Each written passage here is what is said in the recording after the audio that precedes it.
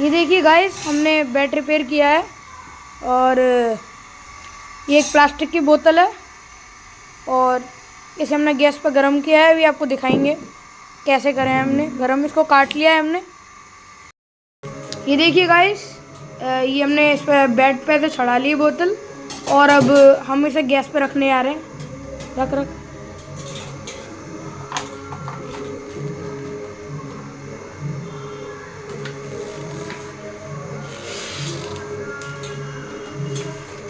दी guys, ऐसे ऐसे करना है आपको भी, अगर आपको बैट रिपेयर करना हो ना तो।